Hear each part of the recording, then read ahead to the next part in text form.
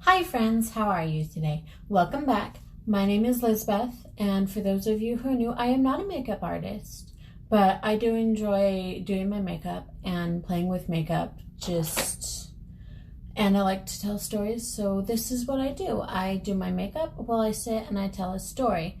And since it's Halloween, since it's Halloween in a couple weeks, this month I'm focusing on more Halloween-y stories. This story I have, and also, welcome back Jack and Jacquelina and my little monkey friend here. And yes, he does have a little something to do with this story. He's just a lot cuter. So, the story I'm going to tell today, it's an old story. I remember, did I mention I'm completely self-taught? I'm completely self-taught. But anyway, so the story I'm going to tell today, I remember my mom told it to us a few times as kids. And I'm not gonna lie, it wasn't my favorite story. And honestly, I hadn't thought about this story in, oh man, a long time until recently. But it wasn't my favorite story. And I feel like I have complicated emotions about this story. But it's a good Halloween story. I don't know if it's good. It's a Halloween story. It's a good little horror story. It is called The Monkey's Paw. And some of you, I'm sure, have probably heard of this story before. But I'm going to tell it. So, here we go. It was a cold, wet, dark night. It was just miserable outside. But inside Laburnum Cottage, the blinds were drawn. There was a warm fire. There was a father and son who were playing chess. Well, a little lady knitted by the fire. And the father had some pretty radical ideas about chess involving doing some risky moves. And he had just noticed that there was a trap that he was hoping his son hadn't caught. So he starts talking about how cold and wet and damp it is, and says that he'll probably never come now.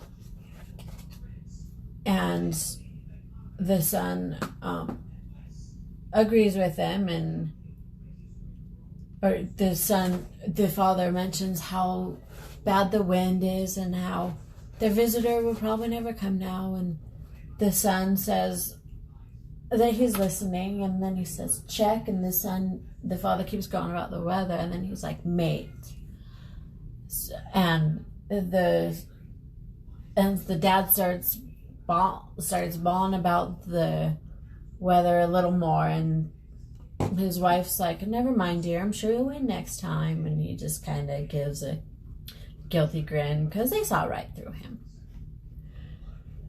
So after a while, they hear a knock on the door.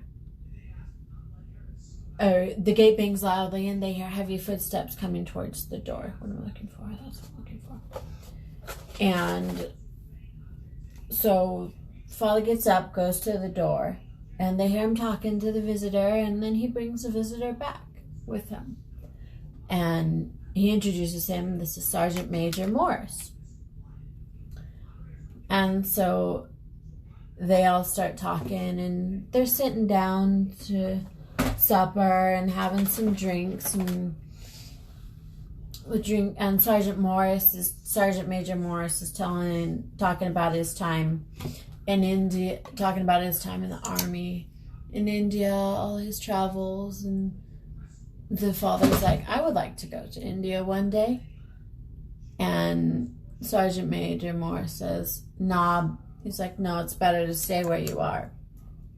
He's like, but I'd like to see all the sights there are to see and stuff. And Sergeant Major Morris had been in the army for 21 years.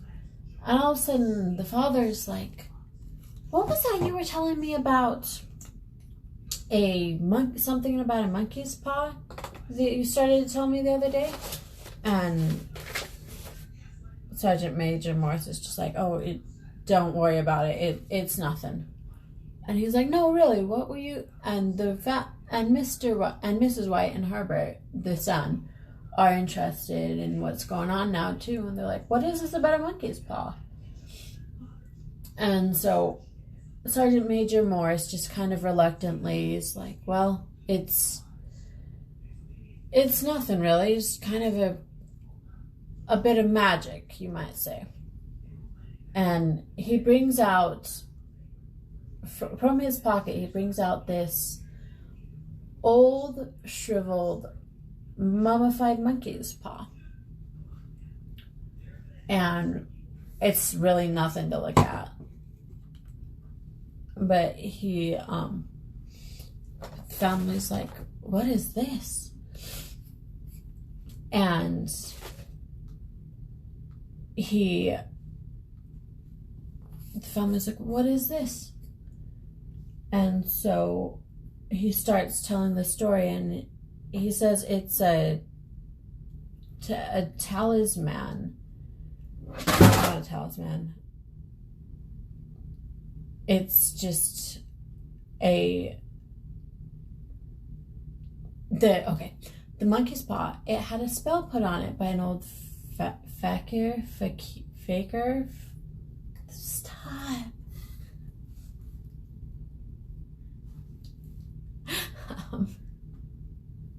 Something like that. And the faker. Stop, please, Zachary. No. This is not an advertisement, but we very much wish it was. Please sponsor us.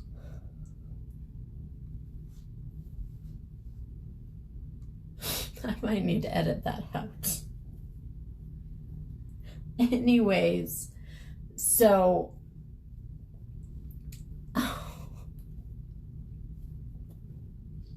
anyway, back to Sergeant Major Morris. He's talking about the monkey's paw, and an old holy man had put a spell on this monkey's paw, and it was so that 3 separate men would have 3 separate wishes. And the son's like, well, why don't you have 3 wishes then? The son just asks, well, why don't you have 3 wishes then? And Sergeant Major Morris's face just goes white. And he says, I have. And he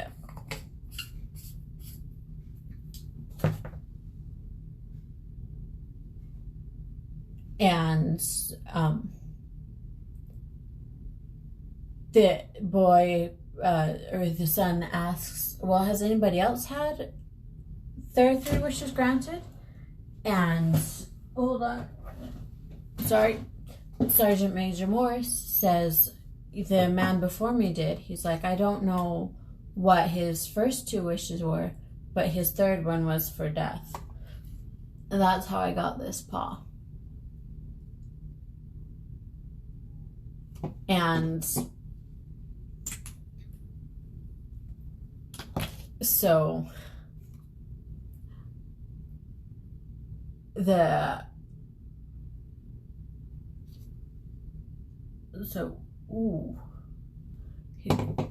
you know, that I feel like that's never a good sign. But the old man's like, well, if you've had your 3 wishes, why do you keep it? It's no good to you anymore. And Sergeant Major Morris is just like, I don't really know. Maybe just some fancy, I suppose. He's like, I thought of causing it, but he said, I thought of selling it, but with the trouble it's caused, I don't think I will. Besides, people won't buy it. And he's like, besides, people who won't buy it, he's like, people don't believe in the magic, or they want to try it first and pay me later. And the old man asks, if you had another 3 wishes, would you keep it? And Morris is like, he says, I don't know. I don't know if I would. He took the paw and dangling it between his hands, and then suddenly threw it on the fire. And the whites cry out, no! And the old man hurries and grabs it out of the fire. And Morris is just like, no, he's like, you better leave it on the fire. It's better that it burns. And Mr. White's like, if you don't want it, give it to me. And his friend says, no, I won't. He's like, I threw it on the fire. He's like, I threw it on the fire, but if you keep it, don't blame me for what happens. It's like, I warned you. And so his friend's like, he just shakes his head and he's looking at this monkey paw and he's like, well, how do you do it? And Sergeant Major Morris says, you hold it in your right hand and wish aloud. And and again, he warned him of the consequences. He's really trying to get him to not take this monkey's paw. And Mrs. White has risen to set the table for their supper. Sorry, they haven't had supper yet, but she's risen up, but she's starting to get supper on the table and everything. And she's like, well, if you're gonna wish for something, why not wish for 4 sets of hands for me? But Sergeant Major Morris is like, no. He's like, if you're gonna wish for something practical. And so the old man just kind of puts it down. So the old man puts it back in his pocket. And they finish their visit. And they have a nice supper, finish their visit. And then Sergeant Major Morris leaves. And after he's left, Herbert, his wife, Mrs. White, asks her husband if he gave him anything for it. And he's like, yeah, I gave him a little trifle. He's like, he tried to refuse, but I insisted. And so they're talking about so the son's like, what are you going to do with it? And Mr. White's like, I don't know. I feel like I have everything that I really need to be happy. And the son's like, well, if the house was paid off, wouldn't that make it even better? And he's like, so if you wished for 200 pounds, that would just about do it, wouldn't it? So, that would do it, right? And the father's like, yeah. So he takes the monkey's paw out of his pocket and holds it. And he wishes for, and the son had given a few just silly suggestions before. But he wishes for 200 pounds. And all of a sudden he's like, ah! And he drops the monkey paw. And they're like, what happened? He's like, it moved. It twisted. But the wife and the son are like, no, it must have been your imagination. It's mummified. It's dead. It can't move. He's like, no, it moved. And they're like, okay, sure. Obviously not really believing him, but, he says it moved, so it's probably just his imagination. Well, nothing happens. 200 pounds doesn't appear, just really nothing happens. And so Mr. and Mrs. White are ready for bed, and Herbert's like, oh, you'll probably find the money on your bed. like with some weird goblin creature or something watching you. And he bids his parents goodnight, and they go up to bed, and Herbert's just sitting looking at the fire, and he sees faces in the fire. And the last face he sees is this simian face, and it is just so evil looking that it freaks him out. And so he grabs a glass of water and pours it over the fire. And goes up to bed. And the next morning, it's pretty much been forgotten. Oh, back to the after he wished, there was like the wind had started howling harder, and there was a door banging upstairs, so it was a little freaky. But again, the money didn't appear, nothing happened. So they're like, well, that was a bust.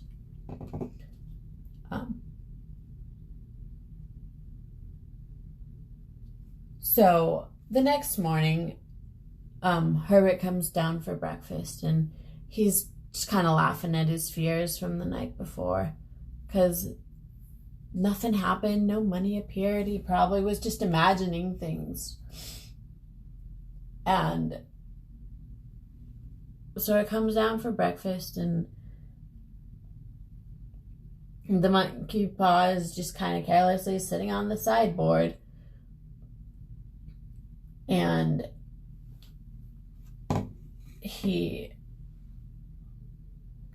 so, you know, they don't really believe in this tale of the monkey paw because nothing happened. So, you know, nothing's probably gonna happen.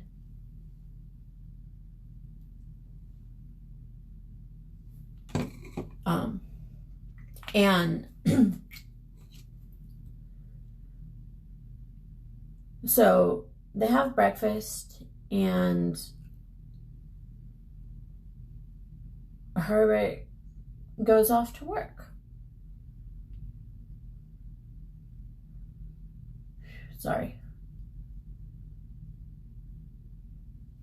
And Mr. and Mrs. White are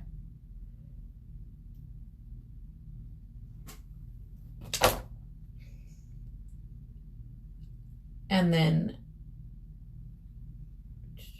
so the family pretty much just thinks it's at this point the tale's just nonsense. Nothing's happened. They haven't gotten any money. You know, it's just an old soldier's tale. Well, later in the day, Mr. and Mrs. White are at the house, and they're just, you know, they're doing whatever, and they notice that there's a man outside, and he's acting rather oddly. Like he keeps walking past the house and like pausing at the gate, like he's gonna come on in, but then keeps walking. So finally,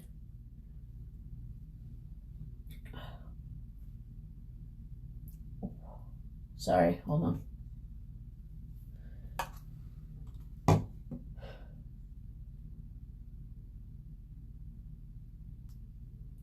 So he's done this for about 3 times. He's walked past the house, paused at the gate, and finally he flings it open and walks up the path to the door. And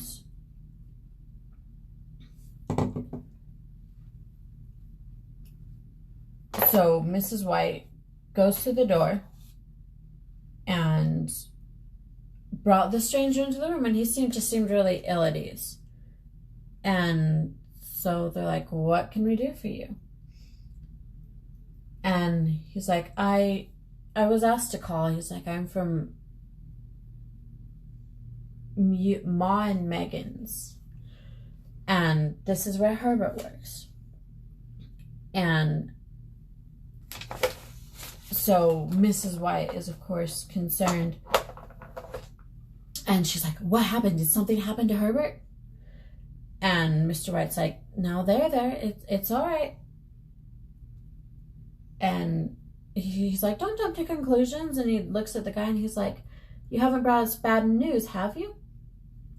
And the guy's just like, I'm sorry.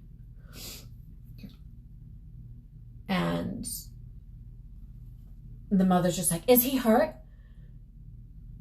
Is he badly hurt? And the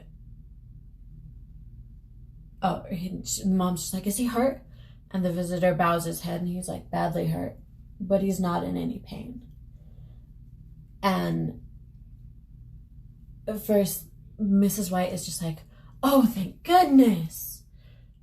And then all of a sudden she breaks off because she realizes what this visitor meant. And she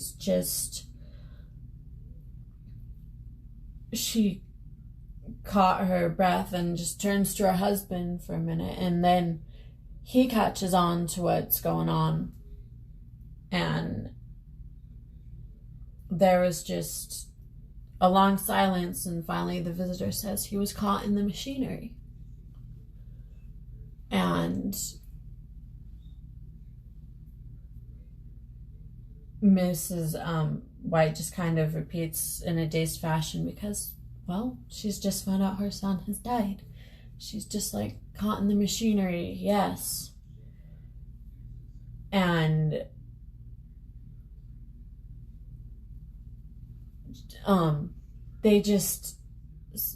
Mr. White just sits down by the window and takes his wife's hand, pressing it in his own, and he's like, he was the only one left to us. It is hard. And the visitor says, the firm wishes me to convey their sincere apologies and sympathies, or convey their sincere sympathies. And he says, I beg that you understand, I am only their servant and merely obeying orders. All right, so that kind of disclaimer never leads to good news, right? And goes on to say that this company has disclaimed all responsibility. It's not their fault. But in consideration of their son's services, he has been authorized to give them some money. Well, can you guess how much the money was? How much the amount was? Yep. You got it. 200 pounds. And the wife shrieks. The man just, Mr. White just kind of smiles faintly and then drops into a dead faint. So they buried their son, and the wife is just inconsolable. You know, she's lost her baby boy. And one night,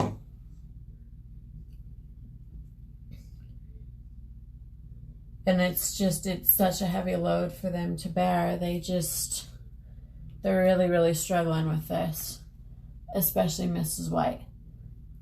And one night, Mr. White is in bed, and Mrs. White is she's sitting at the window, and Mr. White is like, won't you come to bed? He's like, it's cold. And she's like, not as cold as it is for my son. And all of a sudden, she has an idea. She's like, wait, the monkey paw. She's like, you still have it. She's like, wish my son back. Bring him back. And her husband's like, he's like, dear, I could. And because they still have 2 wishes on the monkey paw. And the husband's just like, and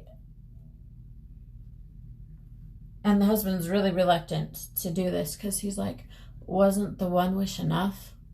Because, yeah, it did not turn out well. And she's like, and mother is just like, no, get the monkey's paw. Wish this for me. Bring him back. And the husband's just like, honey, I gotta tell you, I could only identify him by his clothing. He had been that badly damaged by the machinery. And she's like, I don't care. Bring him back. He can come back. We can do it.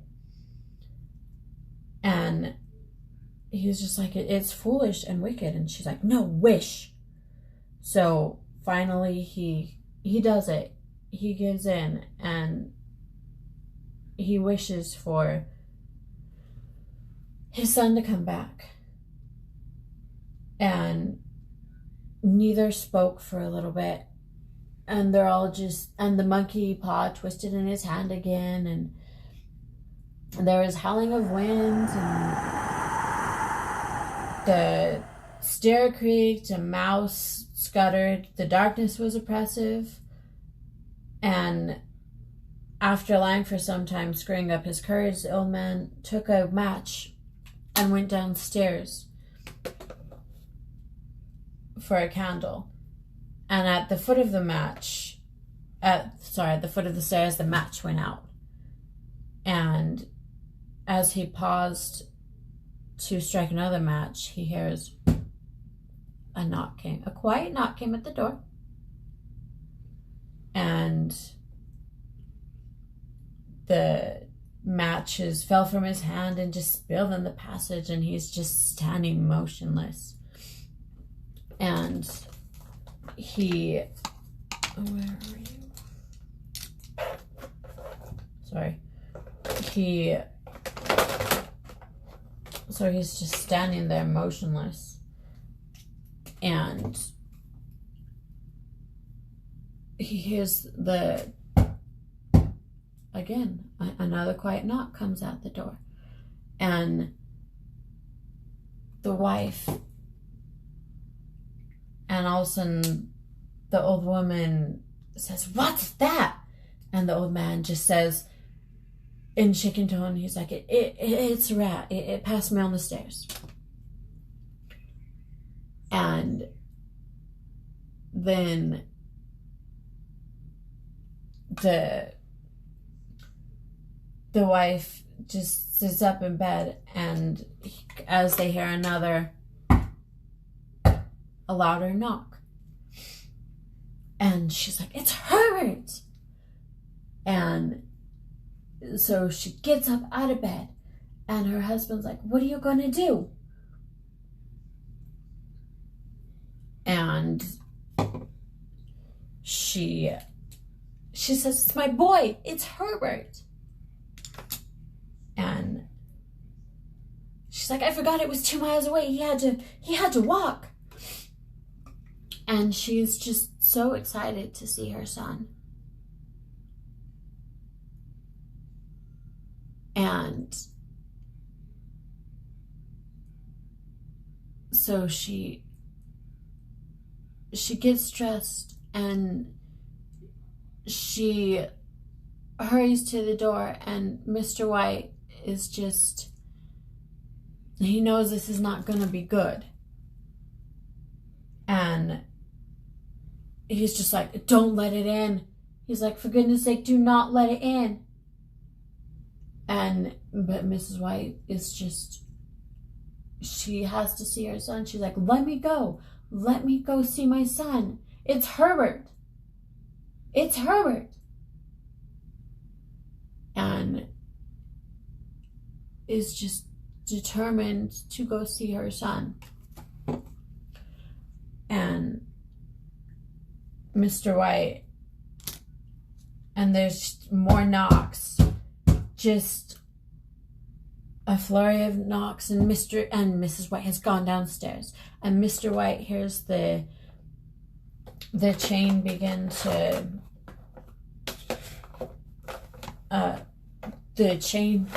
slide back, and begins to hear the bolt drawn, and then the old woman's voice comes back, and she's like, the chain, I can't reach the chain. Come help me. And Mr. White gets another idea, and he starts scrambling frantically on the floor. He's got to hurry to get this done. And he's scrambling around frantically on the floor. And finally he finds the monkey's paw. And as he finds it, there's just this flurry of knocks on the door. It's just knocking and knocking. And finally, and he hears the bolt about to slide free when he frantically breathes his last and final wish. And just as Mrs. White gets the door open, and he hears her cry out, and he goes downstairs.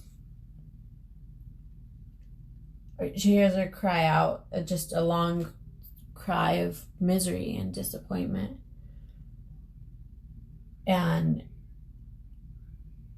so he goes downstairs to join her, and the street lamp is flickering on a quiet and deserted road.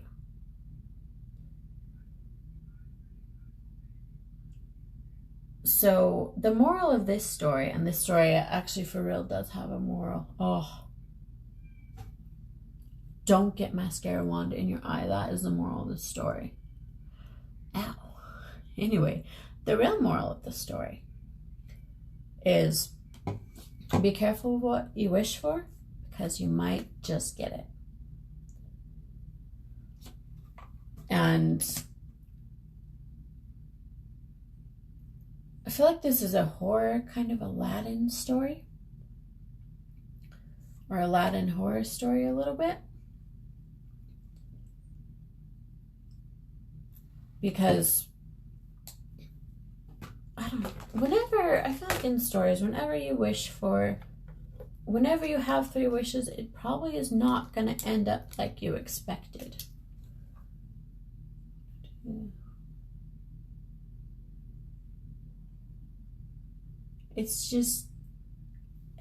I feel like it's just easier to be happy with what you got. Because, yeah, it's for this grieving family, of course they wanted their son back. They had just lost their son a couple weeks ago. And for a grieving mama and a grieving dad, that's so hard. But this monkey's paw, whatever came back from that grave, was not gonna bring back who her son was. I feel like in all stories, whenever someone comes back from the grave, it's not good. It's when people are dead, they're supposed to stay dead. It's sad. And I feel like this story is more sad that, I don't know, maybe now that I'm older and been through a few things, I feel like this story is more sad and heartbreaking than just a horror. But so yeah, if you ever come upon a monkey's paw, or really anything that says you have 3 wishes, please don't do it. It's not worth it. Just don't. I don't think there is anything that gives you 3 wishes, but if you should, that's what I wanted to do. If you should ever find anything that says it's going to grant you 3 wishes, run away. Just run. Just start running. Don't look back. Yeah, that is the story of the monkey's paw. And I'm going to go finish up my lips, and I'll be right back. Alright guys, that's me done. I hope you enjoyed this story today and maybe this look. I had fun doing it. I had fun telling this story. Thanks for joining me on my journey to, hold on just a sec. On my journey, I hope that I am becoming better at this and that my storytelling skills are improving as I go along. I feel like they are. I feel like some days are better than others, but I hope that I am improving in both my storytelling and my makeup telling skill, or my makeup doing skills. Apparently I'm not improving on my finding things skills because I can't find it. Well, we'll use my finger then. I feel like, sorry. Anyways, I hope that, I hope you enjoyed. Please like and subscribe, and please be patient and kind when interacting with people. Everyone has a story. We don't know what it is. So just be patient and kind. It helps the world. It makes the world a better place. And it just helps people getting along just makes the world such a better place. And so I hope you all have a wonderful day. Make wonderful decisions. And I will see you next time. Bye.